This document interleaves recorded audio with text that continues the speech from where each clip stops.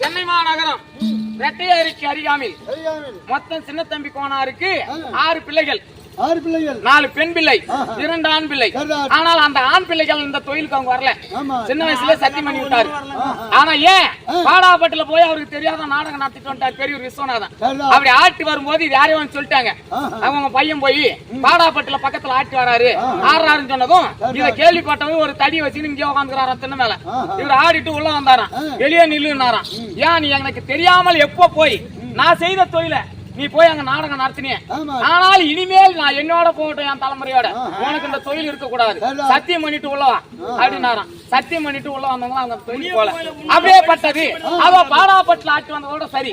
சென்னை மாநகரம் ரெட்டையருக்கு அறியாமல் இருக்கும்படியான விநாயகபுரம் சென்றார். பிள்ளைகளை பார்த்து வர சென்றவர். ஆனா யாருக்கு அந்த ஒரு வார்த்தையும் சொல்லல. உயிர் பிரிந்தது சென்னை மாநகரம். அவரை கொண்டு வந்து தகனம் செய்தது திருப்பால பந்தல்ல. மும்மூர்த்தி போல 3 பேர். யாராரு? நெடுமுடையான் பாண்டரங்க ஆசிரியர் ஒருவர், படியாங்குப்பம் நாராயணசாமி ஆசிரியர் 2 பேர், திருப்பால பந்தலார் 3 பேர். இவங்க இனபிரியாத நண்பர். மூர்த்தியில் ஒருவர் காலம் ஆயிட்டாரு, இவருடைய பேரும் புகழும் பின்னாடி வர வேண்டும் அப்படி என்று நெடுமுடையான் பாண்டரங்க ஆசிரியர் இந்த பாடலை சிறப்பாக எழுதி முடித்தார். இத நெடுமுடா பாண்டரங்க ஆசிரியர் கூட்டாரு, படியாங்குப்பம் நாராயணசாமி ஆசிரியர் கூட்டாரு, திருப்பால பந்தலாரும் கூட்டாரு. நீ என்னைக்கு போறதா தெரியல.